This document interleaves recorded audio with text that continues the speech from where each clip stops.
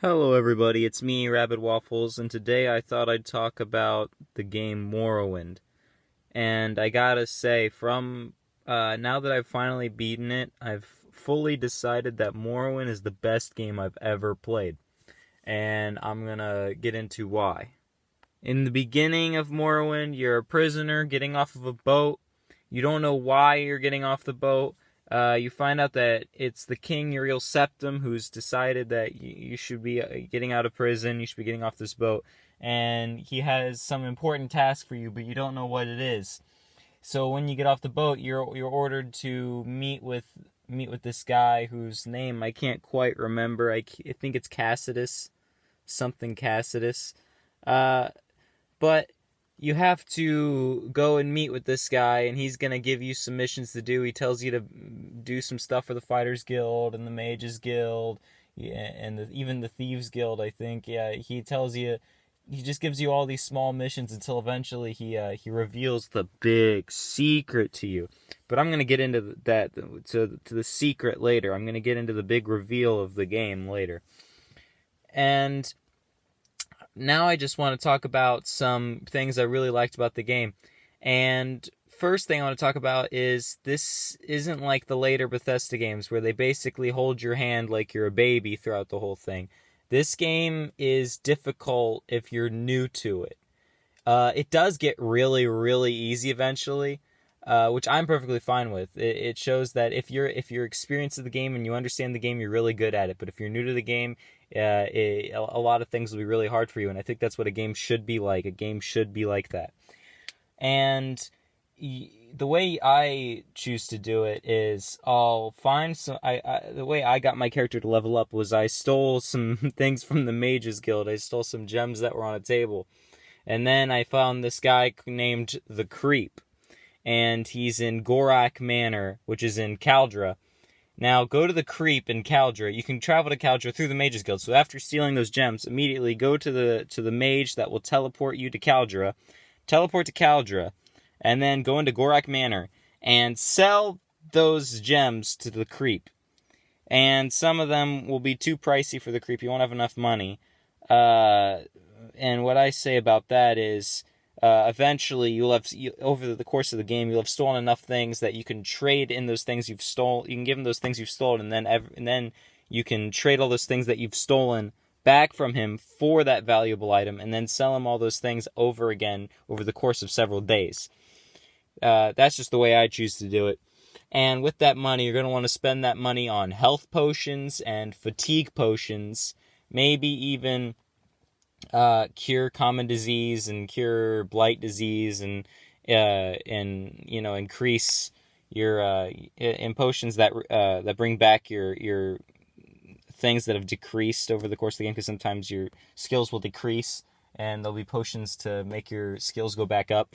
You're going to want to get a bunch of potions like that, and then also put a lot of money into training. But I wouldn't spend too much money on cure disease potions, because there becomes a certain point of the game where I don't think you can get diseases anymore. But in the beginning of the game, you're going to get diseases a lot, so make sure you get potions for that. And I would spend my money on potions and spend the other half of my money on training. I would train for all the skills that I felt were the most important. And if you, in the beginning of the game, put a lot of train your skills that involve endurance and fatigue. You're gonna want to train those. You're gonna want to train those skills the most. Those are the most important ones, I think. But over the course of the game, it became really easy, where I was killing most enemies in just a couple hits. Something I realized is if you eventually, I'd start off the game really easy, but then over the course of the game, make the difficulty harder and harder and harder based on how much you've leveled up your character, because you can change the difficulty of the game at any time. But there are points where it becomes ludicrously easy, so you're going to want to increase the difficulty over time. Another thing that I found myself... another thing that I really like about Morrowind is that there's no fast travel. You can't just go to a location you've already been to before. You have to walk there. Or you can take a silt strider. And if you don't know what a silt strider is, it's a giant flea You ride these giant fleas instead of horses, which is awesome. I freaking love that. That's so creative and unique. It's amazing. You ride these giant fleas called silt striders, and you take them to major city locations. You know, they take you to the cities, I think. And then if you want to get to each mage's guild, you could, because from each mage's guild you go to another. There are these mages that'll teleport you places. So you go to the mage that teleports you, and then you can go to the next mage's guild. So you can travel to any mage's guild. You can travel to any major city. And if you need to go somewhere that's separated by water, you can take a boat.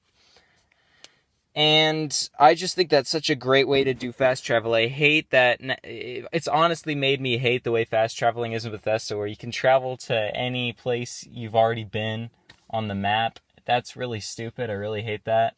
I think because you just feel so much more immersed when you have realistic ways to travel to these places. I really like it. Next thing I want to talk about is the game mechanics. And I just really like the way this is what RPG games should be like, in my opinion. Like, if you're trying to hit your enemy with a weapon, most of the time in the beginning of the game, most of the time you will miss your enemy. And this will be aggravating to you because you might not understand why you're missing all these attacks in the beginning of the game, but it's because your skill is low. You increase when you start increasing your skills, the better you get over time, and you'll start hitting your enemies more if you increase that specific skill. I don't remember the name of the skill. I just think it's like long sword, or if you put points into your long sword skill, you're using a long sword, you're more likely to hit your enemy. If you're putting skills into blunt weapons, you're more likely to hit your enemy with the blunt weapon, and also do more damage. And you get better at it over time. And like I said, it's not hard to raise your skills at all. You can do it very quickly in the beginning of the game, but you got to be really careful with what skills you choose to increase, because they are very important. And another thing I really liked about this game is how straightforward it is. It doesn't lessen the RPG mechanics with stupid little mini games. You know, like later on they introduce the speech mini game in Oblivion, and then they even introduce the lock picking mini game. Like, just these little things where it's like, oh yeah, your skill for lockpicking's really high, but you still gotta play the game. You still might break your lockpick, but because you personally messed up.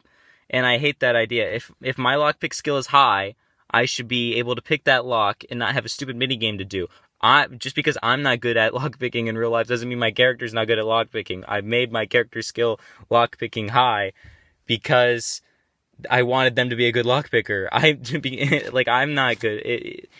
Honestly, I am good at the lockpicking mini games and later games, but I'm saying, like, it's just aggravating that I have to do that when it's a role-playing game. My character, I don't have to be good at it. My character has to be good at it. Same goes with speech. In Oblivion, they have like this stupid speech mini game where, oh, you messed up, you told them the wrong thing, and now they're mad at you. But that's not the way it should work. My character can be really good at speech. I decide that my character should be good at talking to people, so I put that in my skill, and that's the way it works in Morrowind. If my speechcraft is high, I'm good at convincing people things, and if my lockpick is high, I'm good at picking locks. It doesn't matter what my personal skills are what my personal skills are in real life. It matters what my personal skills are in the game, and I very much enjoy that. Another thing about this game is I didn't really understand how the magic worked in the beginning. It was very confusing for me. I just didn't understand it. But then after I bought these, I got these things that help you make potions. I'm not going to go into what they're called because there's so many of them. But, like, you know, the bowl with the freaking stick that you scoop the freaking things into. I don't know what they're called. I forgot. But after I bought like 4 different varieties of these things, that it became super easy to make potions. So I started making health potions and agility potions the most, but I'd also make water breathing and water walking, stuff like, I burped, stuff like that. And then later, but I didn't start doing that until later in the game because I didn't understand the way magic worked. For the first half of the game I was playing, I didn't understand, Because another thing I didn't really get was how to cast spells, but then I realized I have to go into the spells category for when you press B and it shows you the weapons. You got to move over to the spells category, and then all the skills you've been taught by various trainers that teach you spells and stuff like that. And then you have the spells and you have the scrolls. You can click a scroll or a spell, and then you can cast that spell. It was really easy later. I just wasn't understanding it in the beginning. But then I then I realized I really sucked at casting spells because I didn't put anything into my magic, and I didn't put anything into any of my magic skills. So I had to increase my magic through various training, and then finally I could cast spells and do a good job. Now I also want to talk about how great the creatures are in this game. Because in later Elder Scrolls games, it becomes typical fantasy stuff. You know, giants and goblins and, you know, just basic fantasy stuff. Stuff that's not hard to come up with. Like, stuff that's been in every, like, fantasy game. Dungeons & Dragons, Magic the Gathering. Stuff you see in all this fantasy stuff. You know about it. I mean, the big thing in Skyrim is dragons are back. You know, it's basic stuff, playing off of what's popular. But in Morrowind, the creatures are so creatively unique, and for a medieval fantasy type game. There's dinosaur creatures, giant bug creatures. They're just so unique, and it's not like any other medieval fantasy type game I've played ever. And there's a big enemy I'm gonna be talking about later that I'm gonna be getting into that I really like. The boss of the game basically, and it's the best villain in any game I've ever played. Okay, this game also it's not like the other Elder Scrolls games in that there's dialogue and voice acting that you can get into, even though a lot of people would argue that Oblivion didn't really have voice acting you can get into. A lot of people say that the voice acting in Fallout 3 is bad, but I like Fallout 3's voice acting. In Oblivion, though, yeah, it gets pretty crazy at times. But this game, you can read the voices however you want, and I found myself giving a lot of these characters interesting voices by reading what they're saying and doing my own things. But there is one character who is almost entirely voiced, who I wouldn't change at all, okay? But what I'm saying is, it was fun reading what these people had to say, and there are such interesting characters. Like, there's this guy who clones himself as women which kind of makes them his daughters, because they're parts of him, I guess. But they're also his wife-daughter clones. And he even says how weird it is when he's talking to you. He's like, yes, you come to gawk at my daughter clones. You come to stare at them and awe. But, yes, they're my little beauties, you know? It's like, I don't know, what? And there's this one guy named Crassius, who's actually the writer of The Lusty Argonian Maid, which you might have read in Skyrim. Which is just which is basically a pornographic book, with just tons of sexual innuendos. And when you talk to him, he's like, "Okay, I want you to take your clothes off and give me a kiss, and then maybe I'll let you be the hortator." And he's crazy. He's just but I guess the guy knows what he likes. I guess he knows what he likes. It's just so crazy. There's so many interesting characters in this game, and it doesn't even have voice dialogue. It's so crazy. It's such a great game. You even meet the last dwarf or Dwemer or whatever, and he's just this fat, sad guy. He's got a corpus disease. It's not because he overate or nothing. He has this disease called corpus disease, which makes him big and fat because he has like these giant tumors on him, I guess. And he can't even walk around anymore. So he's got like these mechanical spider legs, so he can actually walk around. And it's so sad because you'd expect meeting the last dwarf Dwemer type guy would be amazing, but he's just so pathetic and sad, and he's got corpus disease. But he tells you, go forth and maybe I can be a fun story for you. You could tell people about me and whatever. But he's a delightful guy. He's not a jerk or nothing. He's a cool character. It was so nice to meet a character this cool, because he felt like it just feels cool to talk to people. I don't know what I'm saying anymore. I'm gonna move on. Finally, I'm gonna be getting into the end of the game. Finally, I'm gonna be talking about the big reveal of the game. So if you don't want this game spoiled for you, you can get off of this video now. But if you don't care whether this game is spoiled for you, it's fine, or whatever. But you turn out to actually, in this game, you turn out to be the reincarnation of a god named Nerevar, and you get referred to by all these like religious people as the Nerevarine. You're the prophesized one, basically, which is way cooler than Dragonborn. In Dragonborn, you're just the guy who's destined to defeat the dragons, but in this, you're a god destined to defeat another god. Like, you feel so much more empowered because you don't even learn it until halfway through the game. You finally learn that you're this god-like entity, and that you've been reincarnated several times in the past. You're the reincarnation of a god, and you're gonna defeat the god Dagoth Ur. And it's so cool. It's so crazy. It feels so much more special than in Skyrim, because you had to work to become the Nerevar, or Nerevarine. You had to work really hard to become the Nerevarine. And people in the beginning, when you start telling people you're Nerevarine, they're like, hey buddy, don't talk to me crazy. Oh sure, I don't get into that religious culty stuff, pal. Go away from me, man. Talking about crazy dreams you have, oh boy, man, you're a nut. But after you save the world, of essentially, everybody's like, sorry for bullying you earlier, friend. Sorry for saying all those mean things to you for being a foreigner.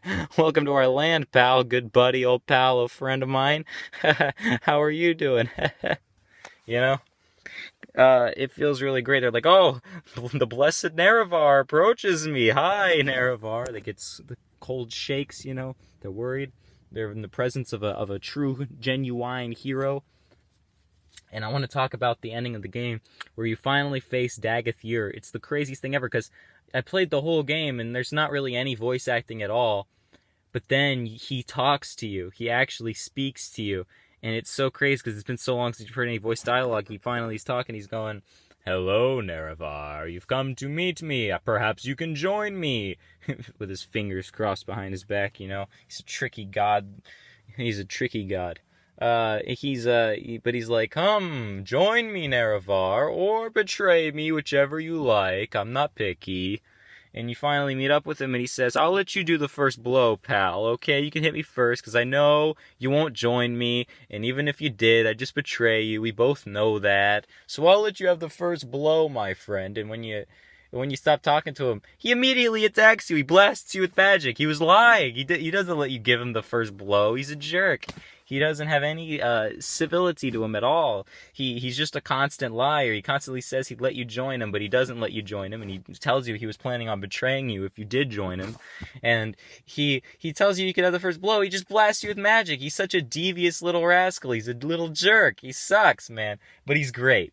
He's a great character. He's a devious, tricky villain, and I love him. And I love that he's the only character that has real voice acting. It's just, other than the guy in the beginning that asks you for your birth sign and whatever. But like, he's the first like real character to have the ability to speak.